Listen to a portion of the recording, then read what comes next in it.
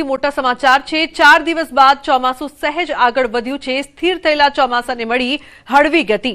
હવે કેરળથી ચોમાસું અંદાજે 100 કિલોમીટર દૂર છે। તો 4 દિવસ બાદ ચોમાસું સહેજ આગળ વધ્યું છે। સ્થિર થયેલા ચોમાસાને હવે હળવી ગતિ મળી છે। હવે કેરળથી ચોમાસું અંદાજે 100 કિલોમીટર દૂર છે। તો ચોમાસાને લઈને સૌથી મોટા સમાચાર।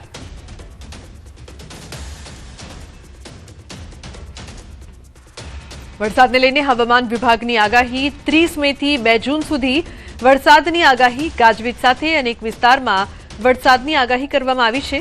ઉત્તર મધ્ય અને દક્ષિણ ગુજરાતમાં વરસાદની આગાહી કરવામાં આવી છે। તો સૌરાષ્ટ્ર કચ્છના કેટલાક વિસ્તારમાં વરસાદની આગાહી। 30 જૂને બનાસકાંઠા, સાબરકાંઠા, પાટણ, અરવલ્લી અને કચ્છમાં વરસાદની આગાહી છે। 31 જૂને દાહોદ, છોટાઉદેપુર, બનાસકાંઠા, સાબરકાંઠા, પાટણ અને અરવલ્લીમાં વરસાદની આગાહી કરવામાં આવી છે। 1 જૂને પંચમહાલ, વડોદરા, નર્મદા, દાહોદ, છોટાઉદેપુર, બનાસકાંઠા, સાબરકાંઠા, પાટણ, અરવલ્લી અને ભાવનગર તેમજ અમરેલીમાં વરસાદની આગાહી છે। 2 જૂને ડાંગ, તાપી, ભાવનગર અને અમરેલી, પંચમહાલ, વડોદરા, નર્મદા, દાહોદ, છોટાઉદેપુર, બનાસકાંઠા, સાબરકાંઠા અને અરવલ્લીમાં વરસાદ પડી શકે છે।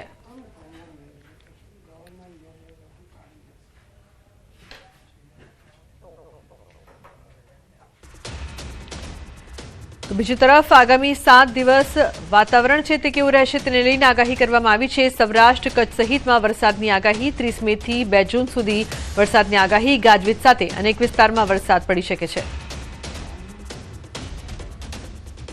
30 मई से लेकर 2 जून तक इक्का दुक्का स्थानों में बिजली गिरने के साथ और गर्जना भी साथ बारिश होने का आइसोलेटेड प्लेसेस में होने का संभावना रहेगा। 30 जून को जो डिस्ट्रिक्ट हम आइसोलेटेड प्लेसेस में बारिश का संभावना बता रहे हैं, बनासकांठा, साबरकांठा, पाटन, अरावली और महासागर गुजरात रीजन में, मेनली उत्तर और उत्तर पूर्वी जो जिला है।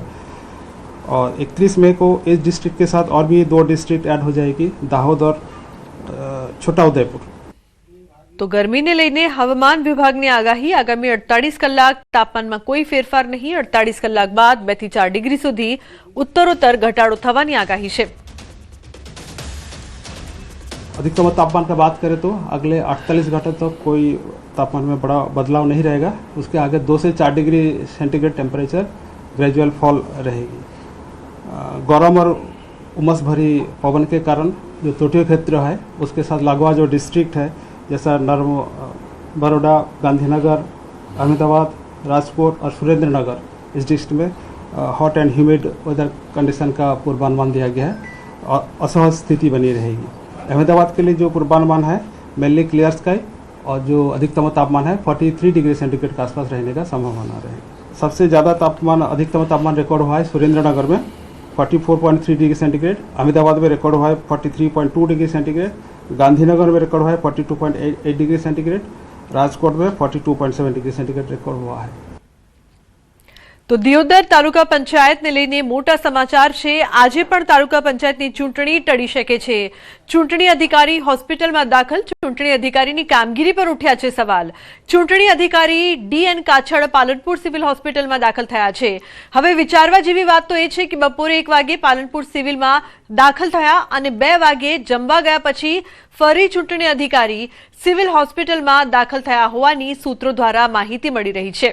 ત્યારે આ તરફ દિયોદર તાલુકા પંચાયતના ભાજપ કોંગ્રેસના સભ્યો ચૂંટણી હોલમાં હાજર છે। તેમાં એક કોંગ્રેસની અને એક ભાજપની સગર્ભા મહિલા ચૂંટણી અધિકારી જોઈ રહ્યા છે રાહ।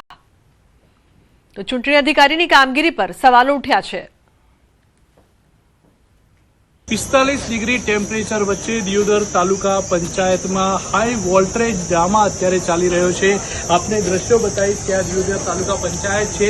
અહીંયા 2 સગર્ભા મહિલાઓ જે છે, એક કોંગ્રેસની સગર્ભા મહિલા, એક ભાજપની સગર્ભા મહિલા સહિત 22 સભ્યો જે છે તે સવારે 10:30 વાગ્યાથી ચૂંટણી અધિકારીની રાહ જોઈ રહ્યા છે કે ચૂંટણી અધિકારી આવશે અને ચૂંટણી કરશે।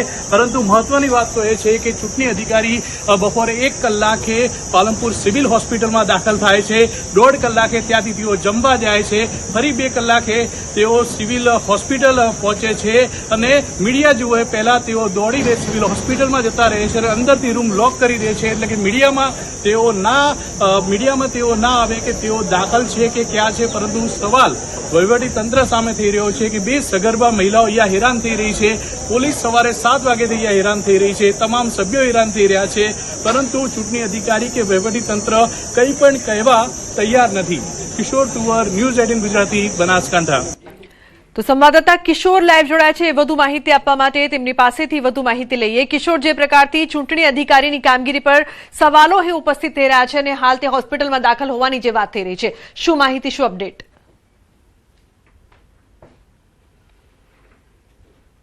ચોક્કસથી જે પ્રમાણે સૂત્રો પાસેથી માહિતી મળી છે એ પ્રમાણે જે ચૂંટણી અધિકારી હતા તે બપોરે 12 થી 1 કલાક વચ્ચે પાલનપુર સિવિલ હોસ્પિટલમાં દાખલ થયા હતા. તે પછી તેઓ અડધો કલાક માટે જમવા ગયા હતા અને ફરી અત્યારે સિવિલ હોસ્પિટલમાં દાખલ થયા છે. અંદરથી રૂમ બંધ કરી દેવામાં આવ્યો છે કે મીડિયા ત્યાં ના પહોંચી શકે.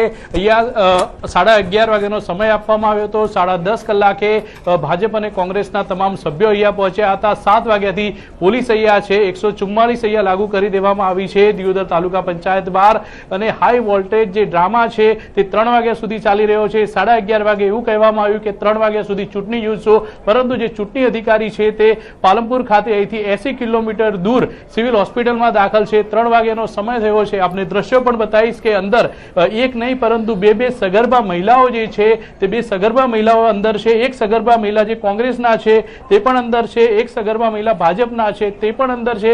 ડિલિવરીની તારીખ 26 અને 26 તારીખ આપવામાં આવી હતી. આજે 27 તારીખ થઈ છે. 10:30 વાગ્યાથી લઈને 3 વાગ્યા છે અત્યારે તેઓ અંદર છે. તેમની તબિયત અત્યારે પણ ખરાબ છે. ડોક્ટર અહીંયા રાખવામાં આવ્યા છે, પરંતુ ચૂંટણી થશે કે નહીં તેનો કોઈ જે જવાબ વહીવટી તંત્ર કે ચૂંટણી અધિકારી અત્યાર સુધી આપી નથી રહ્યા. તેને લઈને કોંગ્રેસમાં પણ રોષ જોવા મળી રહ્યો છે.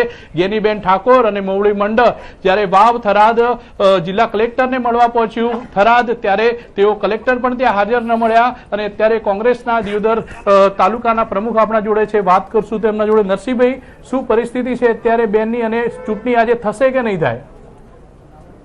આપ સૌને ખબર છે કે પહેલી ચૂંટણી માટેની તારીખ 25 આપી હતી.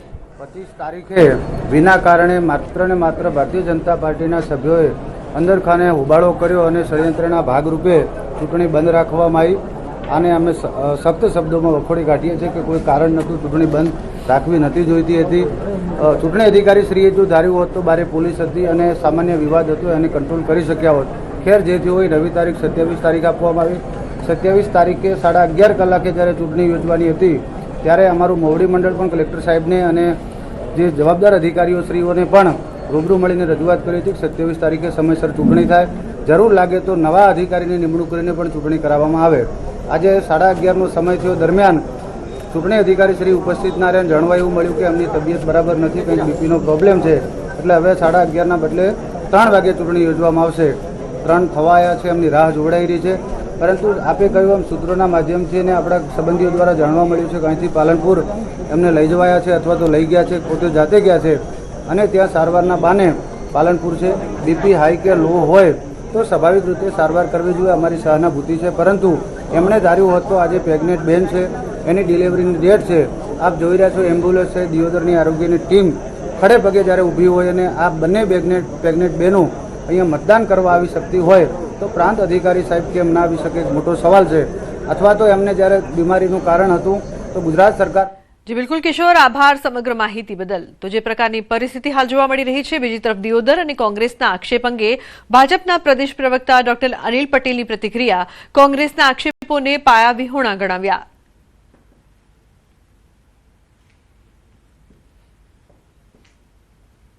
અને મત જીતી ગયા હતા ત્યારે કોંગ્રેસના કેટલાક ધારાસભ્યોએ ત્યાં કાચ તોડ્યા, કુંડા તોડ્યા, માઇક ફેંક્યા અને ફાઇલો ફેંકી. અને કોંગ્રેસના સ્પીકરે એવો રિપોર્ટ કર્યો કે ગુજરાતમાં કાયદો અને વ્યવસ્થાની પરિસ્થિતિ બગડી ગઈ છે. એમણે રાજ્યપાલને ભલામણ કરી વિધાનસભાનું વિસર્જન કરવાની અને રાજ્યપાલે તાત્કાલિક વિધાનસભાનું વિસર્જન કર્યું. ભારતીય જનતા પાર્ટી એની સામે સુપ્રીમમાં ગઈ, પરંતુ રાજ્યપાલે એ પહેલા વિસર્જન કરી નાખ્યું. મહત્વપૂર્ણ સમાચારની વાત કરીએ તો લોકરક્ષક ભરતીની લેખિત પરીક્ષાની તારીખ જાહેર 14 જૂને લેવાશે લેખિત પરીક્ષા 6 જૂનથી ઓજાસ પર કોલ લેટર ડાઉનલોડ શરૂ શારીરિક કસોટી પાસ કરેલા ઉમેદવારો આપી શકશે પરીક્ષા ગુજરાત પોલીસ ભરતી બોર્ડે સત્તાવાર જાહેરાત કરી છે ઉમેદવારોને અફવાઓથી સાવચેત રહેવા માટે પણ અપીલ કરવામાં આવી છે અને મહત્વપૂર્ણ સમાચાર કેન્દ્રીય ગૃહમંત્રી અમિત શાહ આવશે ગુજરાત કમલમ ખાતે ટોચના નેતાઓ સાથે મહત્વની બેઠક યોજાશે આ દરમિયાન રાજ્યસભાની 4 બેઠકોને લઈને ભાજપમાં ગરમાવો આવ્યો છે બેઠકમાં રાજ્યસભાના 4 ઉમેદવારોના નામ પર થઈ શકે છે અંતિમ ચર્ચા 6 થી 8 જૂન વચ્ચે ઉમેદવારોના નામ જાહેર થાય તેવી શક્યતા છે તો વિપક્ષ ઉમેદવાર નહીં ઉતારે તો ભાજપના ઉમેદવારો બિનહરીફ ચૂંટાઈ શકે વડોદરા શહેરમાં ગઠિયાઓ બેફામ બન્યા છે બે બાઇક સવાર તસ્કરો ધોળા દિવસે ટેમ્પોમાંથી ગેસ સિલિન્ડર ચોરીને ફરાર થઈ ગયા છે બાજવા ગામ ખાતે સીએન ઉપાધ્યાય ગેસ એજન્સી બહાર ઉભેલા ટેમ્પોમાંથી ગેસ સિલિન્ડરની ચોરીની ઘટના સામે આવી છે સમગ્ર ઘટના સીસીટીવી કેમેરામાં કેદ થઈ છે ખુલ્લેઆમ ચોરીની ઘટનાથી પોલીસ સામે પણ સવાલો ઉભા થયા છે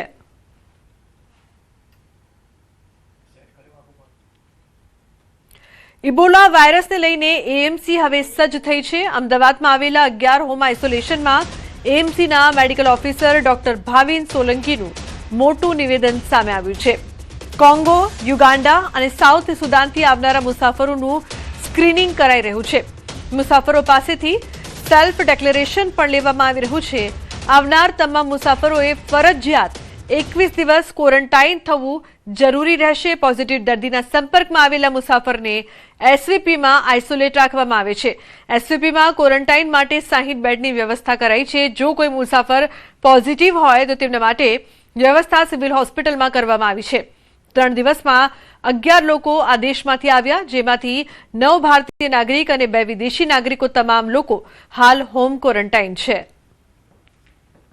જેમ કે democratic Republic of Congo south Sudan અને યુગાન્ડામાંથી ટ્રાવેલ કરેલા કોઈપણ પેસેન્જર અમદાવાદ એરપોર્ટ ખાતે આવે છે તો તેઓનું સ્ક્રીનિંગ અને એ લોકોનું સેલ્ફ ડિક્લેરેશન લેવામાં આવી રહ્યું છે જેમાં કોઈ પેશન્ટને કોઈ જ સિમ્ટમ્સ નથી તો તેવા પેશન્ટને હોમ આઇસોલેશન તરીકે આઇસોલેટ કરવામાં આવેલા છે જે કોઈ પેસેન્જર કે જે પોઝિટિવ પેશન્ટના કોન્ટેક્ટમાં આવેલા હોય તે લોકોને ક્વોરન્ટાઇન કરવાની વ્યવસ્થા કરવામાં આવેલી છે ગરમીના કારણે વેકેશન લંબાવવાની માંગ શાળા સંચાલક મહામંડળની વેકેશન લંબાવવાની માંગ વેકેશન 10 દિવસ લંબાવવાની માંગ કરવામાં આવી છે ઉનાળો આકરો બનતા અને ઈંધણની કમીને ધ્યાને લઈ વેકેશન લંબાવવાની માંગ 8 જૂનથી શરૂ થનાર સત્ર 18 જૂનથી શરૂ કરવામાં આવે તેવી માંગ કરવામાં આવી છે બપોરે એમ માનો કે 12 વાગ્યાથી સાંજના 5 વાગ્યા સુધી કર્ફ્યુ જેવી પરિસ્થિતિ નાના ગામડાઓમાં પણ જોવા મળે છે અને આ બાજુ આપણી ગુજરાતની ઉનાળુ વેકેશન બાદ શાળાઓ શરૂ થવાની હવે લગભગ તૈયારી છે અને 8 તારીખે સોમવારે શાળાઓ શરૂ થનાર છે એવા સંજોગોની અંદર રાજ્ય સરકારને અમે વિનંતી કરતો પત્ર લખ્યો છે માનનીય મુખ્યમંત્રીશ્રીને કે 18 તારીખ અને ગુરુવારથી શાળાઓ ખોલવામાં આવે જેથી કરી ગુજરાતમાં સામાન્ય રીતે 20-22 તારીખે આપણો વરસાદની સિઝન ચાલુ થઈ જતી હોય છે એકાદ વરસાદ આવી જાય તો બાળકોને ઠંડક રહે આ પહેલી બાબત અત્યારે આ પરિસ્થિતિમાં અને ખાડી યુદ્ધમાં આજે માન્ય વડાપ્રધાને પણ કહ્યું છે કે ભાઈ આપણે જેટલી બચત થાય એટલી બચત કરવી જોઈએ અને જ્યારે દરરોજ પેટ્રોલ ડીઝલ અને ગેસના ભાવ વધી રહ્યા છે ત્યારે એ સંજોગોની અંદર અમે અગાઉ પણ સરકારમાં રજૂઆત કરી હતી કે કેજી અને ધોરણ 5 સુધી અઠવાડિયામાં 5 દિવસ સોમવારથી શુક્રવાર સવારની શાળા ચલાવવી જોઈએ 6, 7 અને 8માં સોમ બુધ અને શુક્ર 3 દિવસ શાળા ચલાવવી જોઈએ અને ધોરણ 9 થી 12માં ઘેર બેઠા અભ્યાસ કરવા માટે એ લોકોને ઓનલાઈન ભણાવવું જોઈએ એવી અમે અગાઉ પણ માંગણી કરી હતી અને આજે પણ અમે સરકારમાં રજૂઆત કરી છે ગુજરાત રાજ્ય પ્રાથમિક શિક્ષક સંઘ દ્વારા શિક્ષકોના પગાર મુદ્દે મહત્વપૂર્ણ રજૂઆત કરવામાં આવી છે પગાર પ્રક્રિયામાં થતા વિલંબના કારણે શિક્ષકોને લોનના હપ્તા ઘર ખર્ચ અને અન્ય આવશ્યક જરૂરિયાતોમાં મુશ્કેલીનો સામનો કરવો પડે છે તેથી સમયસર પગાર મળી રહે તે માટે ઓનલાઈન પગાર વ્યવસ્થા અમલમાં મૂકવાની માંગ ઉઠી છે. નોંધનીય છે કે ગાંધીનગરના એક ગામમાં આ વખતે ઓનલાઈન પગાર ચૂકવણીનો પ્રયોગ સફળ રહ્યો હતો, જેના કારણે હવે સમગ્ર રાજ્યમાં પણ આ જ પદ્ધતિ અમલમાં મૂકવાની માંગ ઉઠી છે. પગારની પ્રક્રિયા ઓનલાઈન કરવા માટે સરકારે એક સાથે થઈ જાય એવી ગાંધીનગરના એક તાલુકામાં આ પ્રયોગ કર્યો અને એમાં સફળ થયા. ગાંધીનગર તાલુકામાં આ વર્ષે ઓનલાઈન પગાર કરવામાં આવ્યો ડાયરેક્ટ અહીંથી સરકારમાંથી. એવી રીતે ડાયરેક્ટ પગાર છે એ સીધો અહીંથી ગ્રાન્ટ છે જિલ્લા લેવલે જે તેના ખાતામાં પગાર ડાયરેક્ટ આપવામાં આવે એવી અમારી માંગણી છે અને સમયસર કરવામાં આવે એ અમે વારંવાર રજૂઆત કરી છે. Welcome back. સમાચારમાં આગળ વાત કરીએ તો રાજકોટમાં ધીરેન્દ્ર શાસ્ત્રીના કાર્યક્રમ પહેલા વિવાદ. બાગેશ્વર ધામના ધીરેન્દ્ર શાસ્ત્રીના દિવ્ય દરબાર મામલે વિજ્ઞાન જાથાના ચેરમેન જયંત પંડ્યા, સૌરાષ્ટ્ર સનાતન સમિતિના આગેવાન મંગેશ દેસાઈ અને રાષ્ટ્રીય અધ્યક્ષ જ્યોતિર્નાથ બાપુએ પ્રતિક્રિયા આપી છે.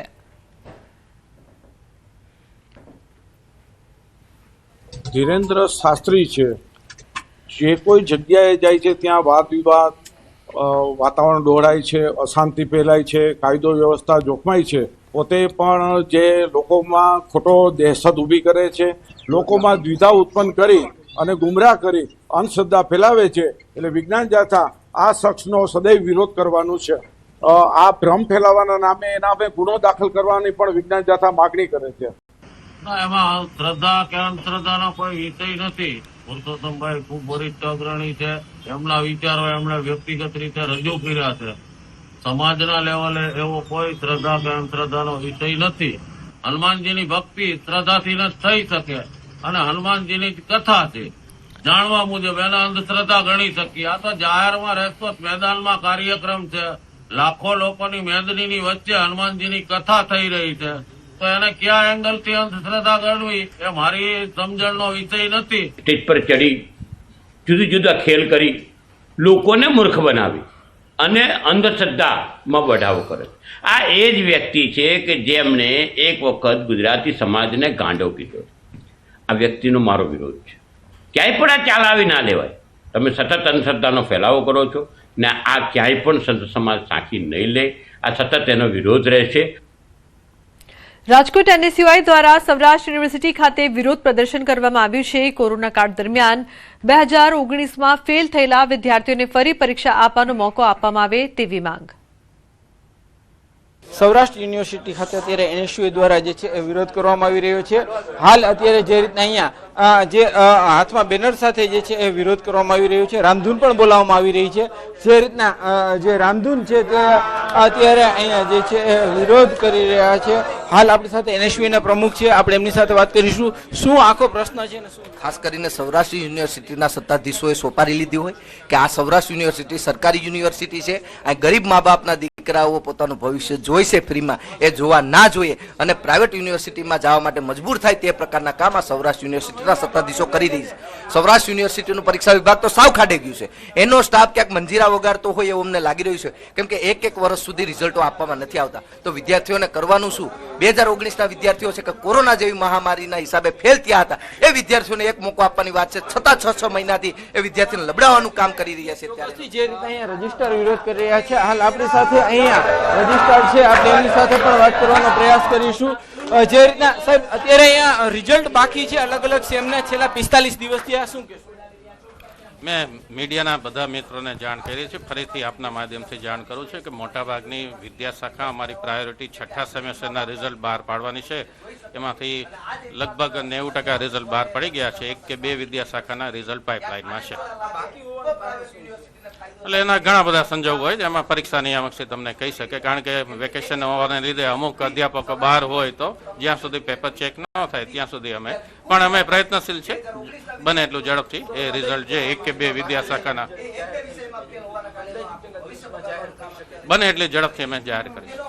જે રીતના બીએ સેમેસ્ટર 1 સહિતના અલગ અલગ સેમના જે છે રિઝલ્ટ બાકી છે અને આ રિઝલ્ટને લઈને અત્યારે વિરોધ કરવામાં આવી રહ્યો છે, પરંતુ બાકી રહેલા રિઝલ્ટ છે તે ટૂંક સમયમાં જાહેર કરવામાં આવી શકે છે તેવું રજિસ્ટર પણ કહી રહ્યા છે. હાર્દિક જોશી, ન્યૂઝ 18 ગુજરાતી, રાજકોટ. શું તમે પણ અલગ અલગ OTT એપ્સના મોંઘા રિચાર્જ કરાવીને કંટાળી ગયા છો? તો હવે જીઓ તમારા માટે લાવ્યું છે મનોરંજનનો ધમાકો. નવો જીઓ OTT પાસ હવે માત્ર 200ના આ એક જ પેકમાં તમને મળશે પૂરી 15 પ્રીમિયમ OTT એપ્સનું સબસ્ક્રિપ્શન. જીઓ ટીવી પર 1000થી વધુ live TV channels, 30 GB high speed data અને તમારા એક્ટિવ પ્લાન સાથે અનલિમિટેડ 5G કનેક્ટિવિટી જેવા ફાયદા મળશે. તમે દર મહિને આશરે ₹1500 ખર્ચ કરતા હતા તે બધું જ હવે માત્ર 200માં અને પૂરા 28 દિવસ માટે ઉપલબ્ધ છે. આ ધમાકેદાર પ્લાન આજથી એટલે કે 27 મે 2026થી ઓનલાઈન અને ઓફલાઈન માધ્યમોમાં શરૂ થઈ ગયા છે.